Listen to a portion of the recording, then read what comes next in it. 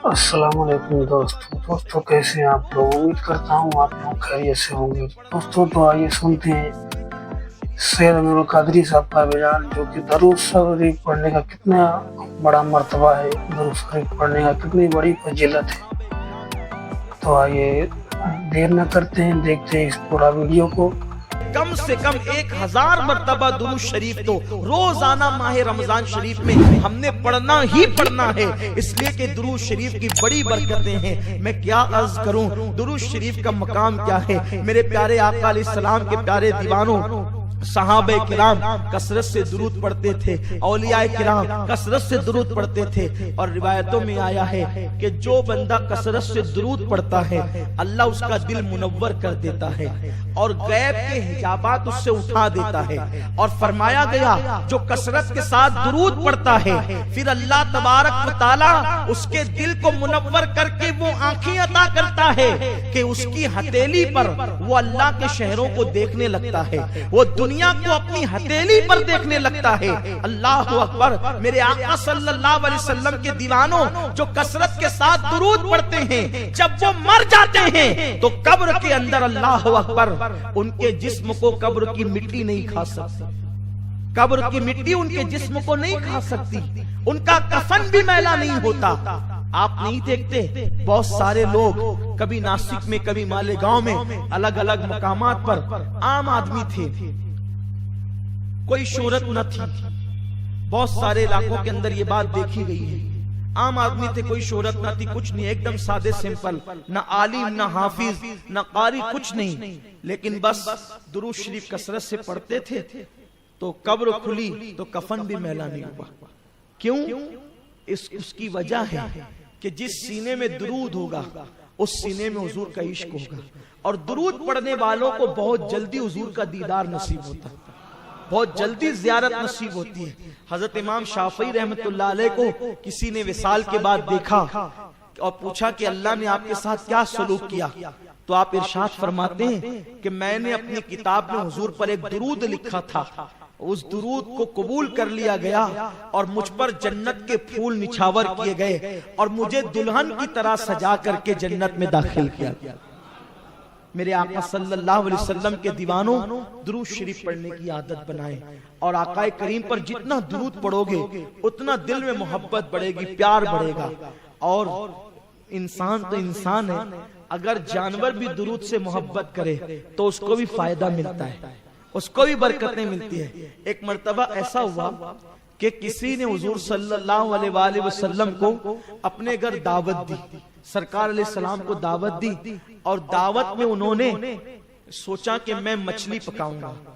मछली पकाने का उन्होंने इरादा किया क्योंकि हुजूर सल्लल्लाहु अलैहि वसल्लम को मछली पसंद थी, सरकार अलैहिस्सलाम मछली पसंद फरमाते थे, तो मछली उन्होंने पकानी चाहिए।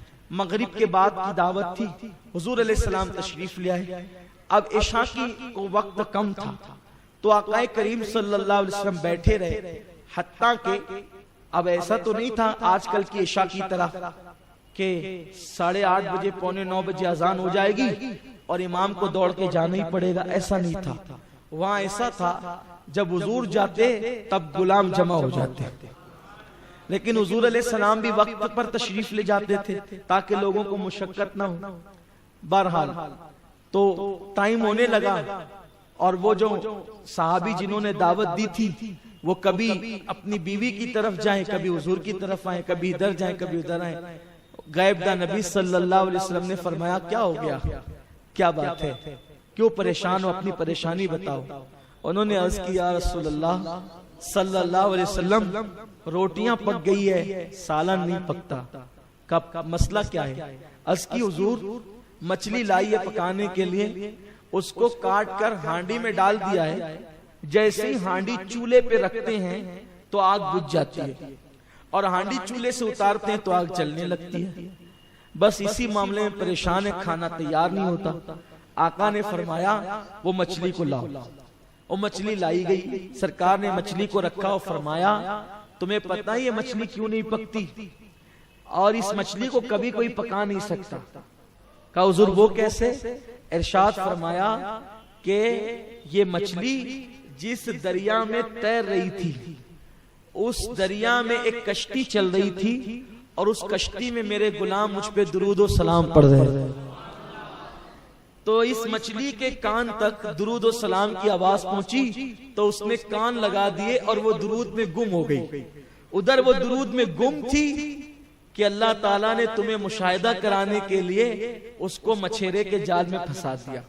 مچھیرے کے جال میں پھنسی اور بازار میں بکی تو تمہارے ہاتھ لگی. تم لا کر کے تم نے اس کو کاٹا اور ڈالا ہانڈی میں. تو اب جس مچھلی نے محبت کے ساتھ مجھ پہ درود پڑھنے والوں کا درود سنا ہے تو اس لیے اس مچھلی کے اوپر یہ آگ اثر نہیں کر سکتی. بتائیے اگر مچھلی درود سن لے عشق کے ساتھ تو اس پر دنیا کی آگ اثر نہیں کر سکتی. تو دن درود پڑھے تو اس پر جہنم کی آگ کیسے اثر کر سکتی. اور آپ جانتے ہیں یہ جو میٹھا میٹھا شہد بنتا ہے اور اس سے جو شفا ملتا ہے وہ کیوں ملتا ہے؟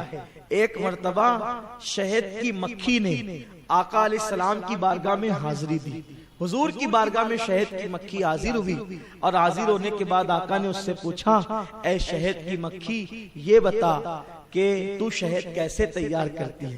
اب آقا کو سب معلوم ہے لیکن آقا کریم صلی اللہ علیہ وسلم اس سے پوچھ رہے ہیں کہ تو شہد کیسے تیار کرتی ہے. آج سے میں پوچھتا ہوں ان کے کان پہ شہد کا چھتا لگا دوں یا لگوا دوں اور ان سے 5 سال کے بعد پوچھوں ملا جی بتاؤ شہد کی مکھیاں کہتی کیا ہے تو میں سمجھتا ہوں کہ کبھی جو ہے وہ نہیں کہہ سکے گا.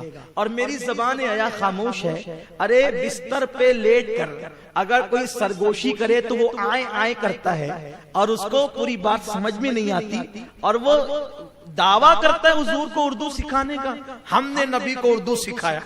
او آئے آئے کرنے والے یہ شان دیکھ میرے نبی کی. وہ سمجھتے ہیں بولیاں سب کی وہی سنتے ہیں بولیاں سب کی. یہ شان ہے مصطفیٰ جان رحمت کی کہ شہد کی مکھی سے کلام کر دے. کچھ لوگ کہتے ہیں بولیے یہ آئے آئے نہیں کرتے سرگوشی کرتے وقت اور یہ میرے نبی کی شان ہے. شہد کی مکھی سے پوچھ رہے ہیں تو شہد کیسے تیار کرتی ہے. تو شہد کی مکھی نے بھی کہا یا رسول اللہ میں وہ پھلوں کا اور پھولوں کا رس چوستی ہوں.